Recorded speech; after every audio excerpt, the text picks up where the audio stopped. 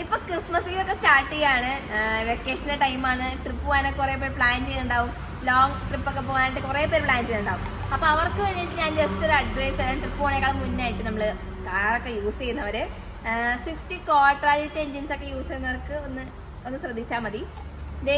അതിന് 2 type thermostat ആണ് വരിക. ഇത് കണ്ടോ, ഇതാണ് 2 ടൈപ്പ് വരുന്നത്. ഇത് പ്ലാസ്റ്റിക് ടൈപ്പ്, ഇതിനകത്ത് മെറ്റൽ ടൈപ്പ് വരുന്നുണ്ട്. ഇതിനകത്ത് തന്നെ പ്ലാസ്റ്റിക് വരുന്നുണ്ട്. കംപ്ലൈൻറ്റ്സ് കൂടുതൽ വരാറുള്ളത് ഈ ടൈപ്പിലാണ് കേട്ടോ.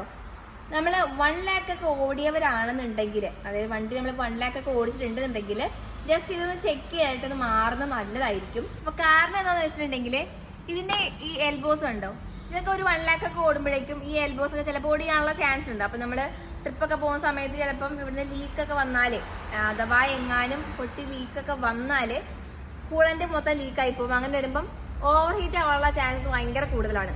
അങ്ങനെ വരുന്ന ടൈമിൽ ചിലപ്പോൾ ഞാൻ സൺഡേസിലൊക്കെ ആണെന്നുണ്ടെങ്കിൽ വർക്ക്ഷോപ്പുകൾ ഉണ്ടാവില്ല.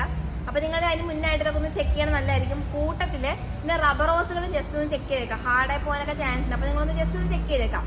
എന്നിട്ട് കംപ്ലൈന്റ് കാണിക്കുന്നുണ്ടെങ്കിൽ ഒന്ന് മാറിക്കളഞ്ഞേക്കാം. അപ്പം നമുക്ക് ട്രിപ്പ് പോകുമ്പോൾ പേടിക്കേണ്ട ആവശ്യമില്ല.